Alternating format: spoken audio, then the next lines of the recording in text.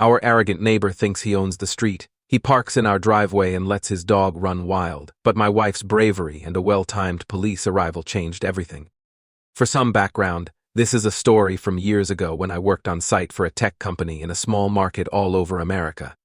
The work is good and pays pretty well, but the traveling can be quite hard as I put in well over 100,000 miles a year by car, because that is my main source of transport most of the summer. I'm currently 36 years old, turning 37 in December, and my wife is 34, turning 35 in January. Our entitled neighbors decided to act like jerks and let their dog run loose in our yard again, saying that their dog has every right to walk wherever he wants, and that we shouldn't complain just because he's digging up our garden. On top of that, they even park their car in our driveway multiple times.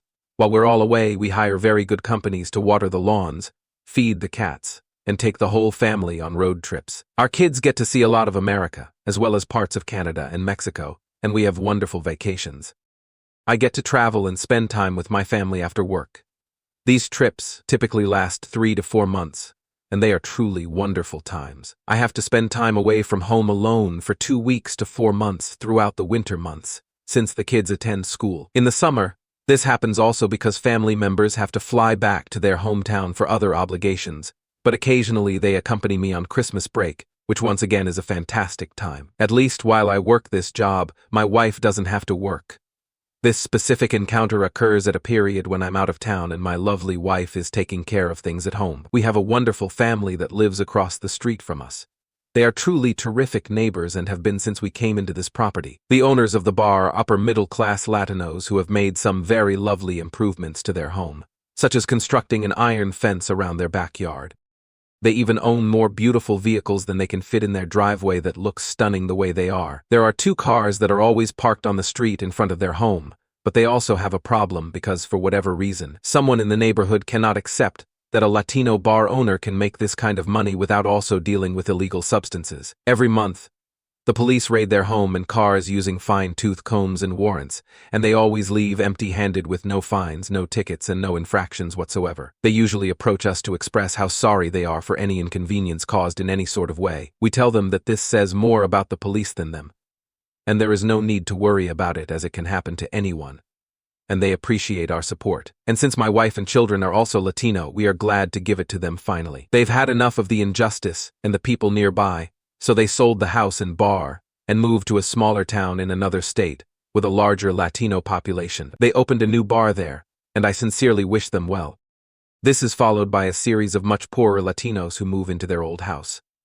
None of them stay there for very long, and I think that some of this may be the landlord's fault. Some of them are very good people. We even give one guy who is renting a room in the basement 2 broken-down cars. This man was able to rebuild a single functioning vehicle since I made the decision that I would never swap the parts that I had originally intended to do, and is now able to travel outside of town for work. So that guy in particular is just a good person. But wait, everything changed when Alpha Bird moved in, and he lived there for a long time. Alpha Bird's arrogance originated from his awful history. Born into a wealthy background, he grew up in an atmosphere where power and control were linked with respect. His father, a brutal businessman, developed in him feelings of entitlement and superiority. As a youngster, Alpha rarely faced consequences for his actions, and his family's influence frequently protected him from accountability. Alpha's life took a turn in his early 20s when his father's firm went bankrupt as a result of fraudulent business practices. So the once powerful family was abandoned, and Alpha was forced to care for himself. So this fall from grace encouraged a strong sense of rage and bitterness against the world. So moving to this neighborhood was meant to be a new beginning. But old habits die hard. His arrogance was a front for his fears, and his violent behavior was his attempt to recover the authority he previously held. So this poisonous mix transformed him into the neighborhood monster that he became. He claims to be the emperor of the street where we live since he owns the home, which makes him somebody. Some friends think he is entitled to this status, so he flaunts his wealth and good clothing. Eventually, anyone who questions his authority will regret the day, and trust me, you don't want to do that. He and his family begin to cause us problems because they park in our driveway or in front of our mailbox, which prevents the postman from delivering mail. My lovely wife will drop the kids off at school or take them home, only to discover that she has to park on the street when she gets home, which annoys her a bunch because technically it's our house, and it's our right to park in our driveway, not our neighbors'.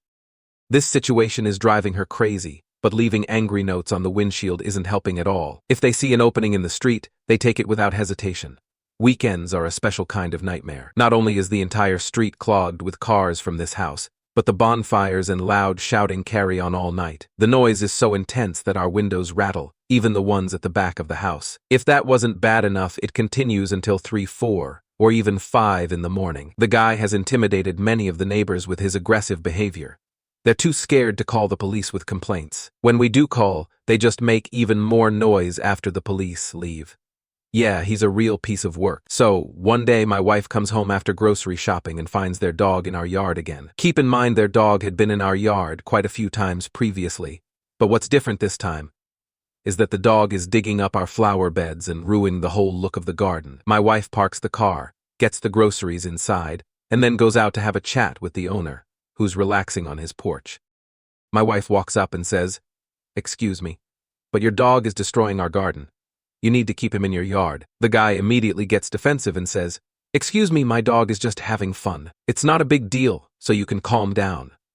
My wife then says, "Your dog is ruining our property. You need to control him, or I'll have to take further action." The guy still doesn't get it, and says, "My dog can roam wherever he wants. He's not hurting anyone." At this point, the guy gets up, calls his dog, and goes back into his house, ignoring my wife. My wife then says, "I can call animal control. You know." The guy turns around and says, "You wouldn't dare." And this just shows how little he knows my wife. Not only does she dare, but she's already reported him several times and wanted to give him a chance to fix the problem himself. Well, now he's been warned. But before she calls animal control, my wife has a feeling this might escalate, so she calls the non-emergency police line and lets them know the issue she is having with our neighbor. When they get the address, the operator says, "Oh, it's them." My wife is looking for the number for animal control when there comes a knock at the door. It's none other than Alpha Bird himself, huffing and puffing. My beautiful wife, absolutely fearless, opens the door and confronts him head-on. Alpha looks at her and says, "How dare you tell my dog he can't run in your yard? I told him it was fine." My wife replies, "What makes you think that matters? You can't give permission for your dog to trespass on my property." Alpha puffs out his chest a little more, trying to assert his authority. "Listen, lady, you don't know who you're talking to. Whatever I say goes. And if I say it, it happens." At this point, my beautiful wife takes a firm stance, ready to defend herself and blow a soccer kick to Alpha's low-hanging fruit. If you know what I mean, since his attitude intensifies, she can sense the tension in the air. He's about to escalate things beyond just words, but she notices something he can't see. A police car just pulled up behind his dog, lights flashing and sirens silent. My wife soon thinks it would be better to play the victim rather than take the initiative, while Alpha lifts his hand in preparation to deliver a threat. She steps back a little, trembling somewhat and pretending to cry while trying not to laugh at how ridiculous the whole thing is. Although Alpha's bravado makes her heart race, it also makes her want to giggle. He never lands the blow, much to her pleasure. Officer Friendly, who's always been a supportive presence in the neighborhood, seems to sense the conflict. To the moment he spots Alpha's fist rising, he moves at lightning speed. In a matter of seconds, he closes the distance, grabbing Alpha's fist just before it can swing toward my wife. "Hey, what's going on here?" he demands, his authoritative voice cutting through the tension. Alpha's bravado immediately went to zero as he stared in shock at the officer, was caught off guard, and was left speechless. So not long after the incident, Alpha Bird finds himself in a tough spot. He's wearing shiny silver bracelets and sitting in the back of a police cruiser. So more police officers arrive at the scene, and my beautiful wife plays the perfect victim. She talks about how scared she is of what Alpha could do to her, and the while she's home alone, with her husband away for work. She believes her performance deserves an Oscar, and while I'm not entirely convinced, it impresses everyone around. We decided to sue Alpha right after this incident.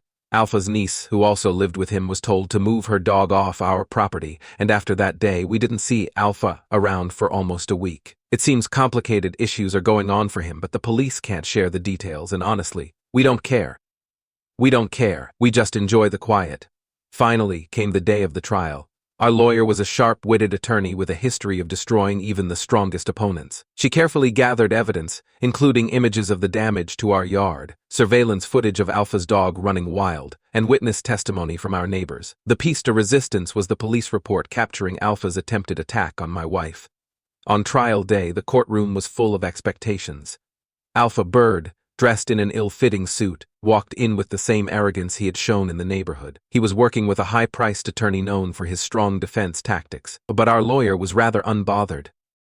The defense responded with a poor case, seeking to dismiss Alpha's acts as misunderstandings. Alpha's lawyer's efforts to destroy the evidence were greeted with objections and dismissals. As the trial continued, it became obvious that the weight of the evidence was in our favor. Witness after witness described Alpha's disruptive behavior. My wife's passionate story of the near assault created observable tension in the courtroom. The judge, a tough but fair guy, listened carefully. The jury thought about it for what seemed like an age before returning with a finding of guilty on all charges. The judge issued a large fine and a prison term. Alpha Bird was sentenced to 6 months in jail for his violent behavior, and was required to pay a large fine to compensate for damages and legal expenses. As Alpha was brought away in handcuffs, the courtroom hummed with relief and joy. Justice had been served, and the Maplewood community sighed a collective sigh of relief. Alpha Bird's reign of terror was over, and we could finally resume our calm suburban existence. The victory was not only ours, but that of the entire community, and it highlighted the importance of standing up to bullying and arrogance. Alpha was released 6 months later, and for the rest of the time he lives across the street, he completely ignores us. He also makes sure that none of his family's dogs ever run into our yard again, which is a huge relief. The only downside is that we still have to deal with loud music on Friday nights. It was annoying, especially when we wanted to relax, but after that first visit from the police, the music stopped for good. It's amazing how quickly things can change when someone takes action. While Alpha owns the house, it isn't well taken care of. We notice the paint peeling and the yard becoming overgrown. Eventually, the place falls into disrepair. I suspect he ends up selling it, probably to buy another house just to let it run down again. It's like he's not interested in making anything better. He just wants to make a mess. In the end, I'm proud of my wife. She stood her ground and handled the situation with strength and grace. I hope we never have to deal with these neighbors again. What a crazy story. Alpha thought he could scare us over a dog, trying to show his power. It's just not fair because he was completely in the wrong. His niece should have moved her dog right away. Who is he to decide who can and cannot use our yard? After all that, we finally have some peace. The neighborhood feels calmer without Alpha and the noise he made. It's nice to enjoy our home without worry, and we can finally relax knowing that our yard is ours again. We can even let our kids play outside without fear of any confrontation. It's a relief to have that sense of safety restored, and we're thankful for how things turned out. He was annoying, so hopefully, his time in prison taught him a lesson about the hopelessness of trying to intimidate or hit others to achieve what you want. The only thing that will ever come of it is you getting caught.